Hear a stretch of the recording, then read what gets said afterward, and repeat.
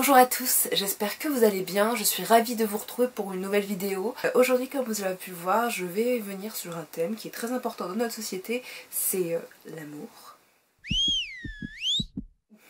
C'est quand même un thème fondamental dans la société. En fait, en général, on recherche le bonheur, l'argent et l'amour. Voilà, c'est vraiment les trois piliers qu'on veut. De toute façon, le bonheur, ça passe aussi par l'amour. Je pense qu'il est important d'en parler au moins une fois. Du coup, voilà, je me suis dit, allez.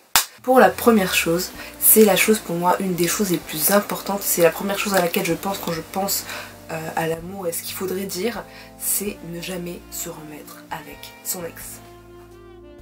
Never, les gars. Never. C'est vraiment en point 1 parce que c'est pour moi vraiment la chose la plus primordiale à dire. C'est vraiment une très grosse erreur de se remettre avec son ex. Mais vraiment énorme. Je sais qu'il peut y avoir n'importe quoi.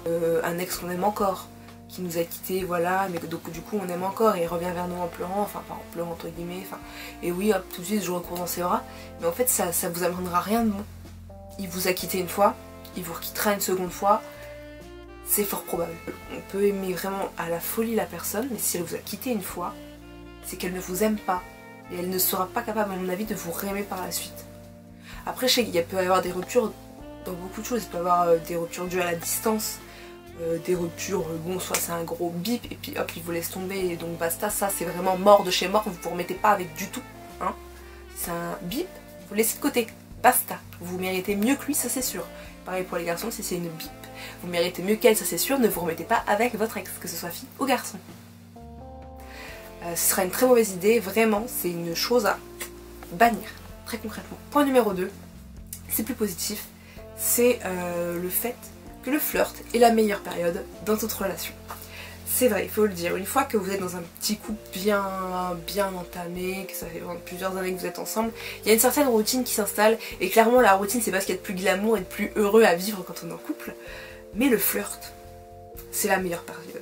Si vous êtes en kiff sur quelqu'un et que vous commencez juste à flirter, voilà, on voyait qu'il y a une attirance mais c'est pas encore ça, profitez-en au maximum. Le flirt c'est la meilleure période parce que chacun essaye d'attirer l'autre, vous faites des petits efforts, il y a des petits jeux de regard et c'est vraiment une période super cool, on se cherche, voilà, vous avez un peu des papillons dans le ventre, c'est super cool le flirt et ça ne dure pas parce qu'il y a un moment où voilà, vous vous mettez en couple et puis voilà, la routine elle arrive et le flirt vous manque, très clairement. Le numéro 3, c'est en fait l'amour chez les ados. Le fait qu'il ne faut pas penser que c'est la fin du monde. On a tendance quand on est ado, voilà on est jeune, c'est les premiers amours, on a tous envie de se mettre en couple. Déjà rien que pour le style, dire regarde, j'ai un copain. Il y a une certaine forme de waouh, elle est en couple, waouh. Voilà, vous devenez populaire. C'est un phénomène, ça existe et ça se fera toujours, que ce soit au collège ou au lycée, un peu moins à la fac. Mais il faut vous dire que c'est pas, en fait, le but c'est pas vous mettre en couple pour regarder c'est moi.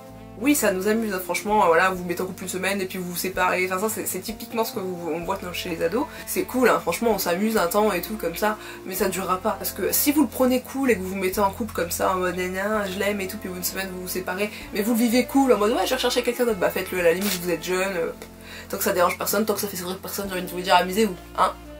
C'est l'adolescence, hein, voilà, les hormones ils sont en ébullition, faut s'amuser un peu, mais doucement, hein. Doucement, on s'amuse doucement. Mais si vous faites partie de cette catégorie d'adolescents en fait quand on est ado on a tout qui est amplifié et du coup les premiers amours on croit un peu que c'est l'amour de notre vie, qu'on va se marier avec, qu'on va avoir nos enfants avec et tout, voilà. Et du coup on a tendance à trop s'investir, il y a pas mal de personnes qui sont comme ça. Et une fois que c'est la rupture, parce que ça arrive quand on est adolescent, il y a beaucoup de choses que vous vous séparez, que vous rencontrez d'autres personnes, mais c'est pas grave, c'est la vie. C'est la fin du monde, voilà, c'est j'ai perdu ma moitié, je pleure, nanana, j'en fais toute une comédie parce que voilà, et puis en plus je suis en pleine crise d'ado, enfin, cool en fait les gars, vous êtes dans l'adolescence, ouais vous allez vous mettre avec quelqu'un, vous allez sûrement vous séparer, et vous allez vous remettre avec quelqu'un, et ça sera des va et des viens comme ça, des hauts et des bas, puis ça ira tranquille, et vous vieillirez, et vous trouverez une personne bien, et vous serez cool, et puis pouf, tout ça, ça sera loin. Le numéro 4, c'est ne pas rester avec une personne qui vous fait mal. Ça revient un peu pour les ruptures et tout ça. On va prendre le cas de quelqu'un qui vous trompe. Actuellement dans la société c'est limite normal de tromper les autres, alors que clairement non, si vous aimez quelqu'un on ne trompe pas la personne. Je pars du principe la personne vous trompe, vous devez la quitter. Même si vous l'aimez, c'est encore comme les ex. Je sais qu'il y a des gens qui pardonnent et tout ça, mais une personne qui vous a trompé est très susceptible de vous retromper. Des fois, on accepte la tromperie, mais après on est hyper méfiant, vous voyez. C'est normal, on a peur qu'il nous retrompe, et c'est tout à fait logique, c'est tout à fait probable. Du coup on est paranoïa et au final on s'empoisonne la vie, Et c'est pas ça l'amour. L'amour c'est d'être heureux.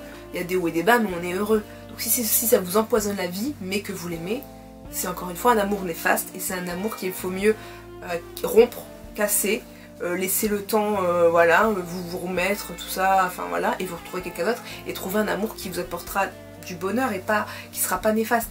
Après il n'y a pas que la tromperie c'est pas bien, tout ça, franchement faut pas tromper la personne qu'on aime, hein. Faites attention les gars. Même si vous l'aimez c'est pareil, on ne reste pas avec une personne qui vous fait mal, que ce soit physiquement, que ce soit mentalement, que ce soit voilà, psychologiquement, que vous vous sentez mal, que vous perdez confiance en vous à cause de cette personne à qui vous faites pas confiance, que vous devenez une personne que vous voulez pas être parce que vous pouvez devenir complètement parano, une folle hystérique, et c'est pas forcément ce que vous êtes en général.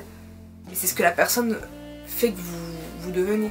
Mais si c'est ça, s'il y a quelque chose que vous faites que vous n'êtes pas bien, il faut mettre fin à cette relation. Le point numéro 5, c'est l'amour est fait de petites attentions. Oui, je suis très poétique. En fait l'amour, voilà, c'est ce que je disais, en parlant du flirt, l'amour ça se cultive. La routine c'est un peu chiant dans le sens où si c'est, voilà, je m'assois dans le canapé, tu me fais à manger, bon, c'est nul. C'est pour ça aussi, la routine il faut la casser. Il faut continuer à cultiver la flamme de l'amour parce que ça peut s'éteindre.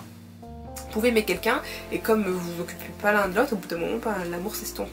Et c'est triste d'en arriver là. L'amour, ça se cultive.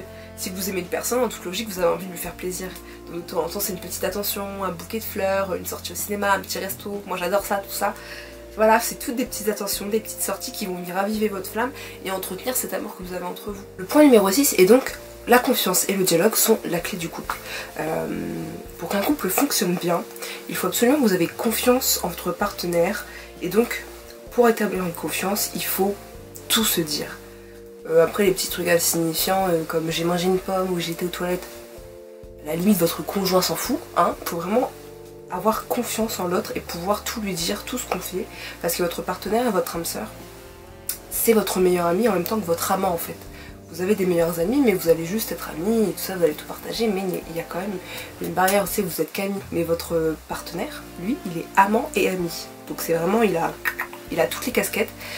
Donc il faut absolument avoir une confiance, parce qu'un couple où il n'y a pas de confiance établie, il y a très peu de chances qu'il marche, que ça fonctionne. Il faut pouvoir tout se dire, si on a un problème et tout ça, etc. Il doit être votre confident, votre meilleur ami, votre conjoint, votre amour, votre âme sœur. Le 7e point, je l'ai appelé la rupture c'est une phase.